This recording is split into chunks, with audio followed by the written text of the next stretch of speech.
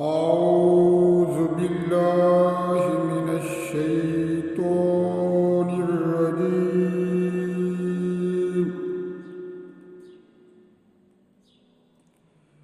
بسم الله الرحمن الرحيم.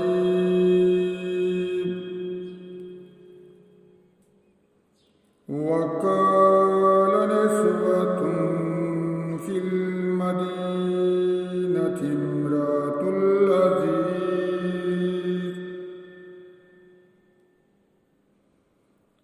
تراود فتاها عن نفسه قد شغفها حبا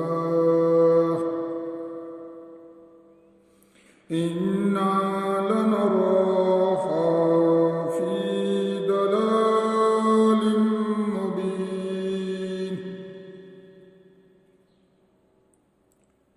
فلما سمعت بمكرهن أرسلت عليهن وأعتدت لهن متكئا وآتت كل واحدة منهن سكينا وقالت اخرج عليهن. فلما رأينه أكبرنه وقطعن أيديهن وقلن حاش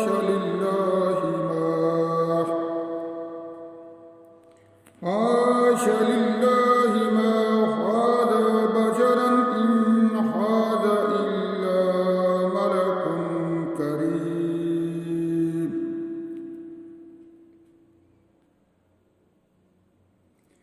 قالت فذلكن الذي لمتنني فيه ولقد راودته عن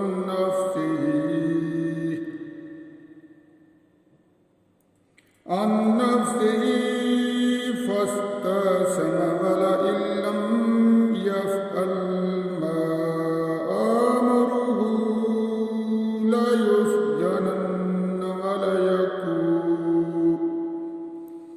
وليكون من الصاغرين.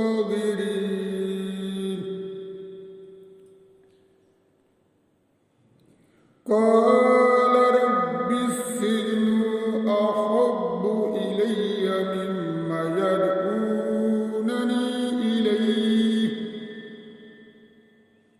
وإلا تصرف عني كيدهن أصب إليهن وأكن من الجاهلين.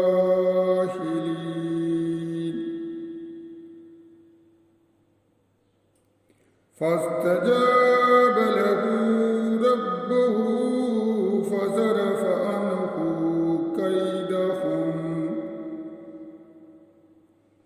كيدهن إنه هو السميع العليم.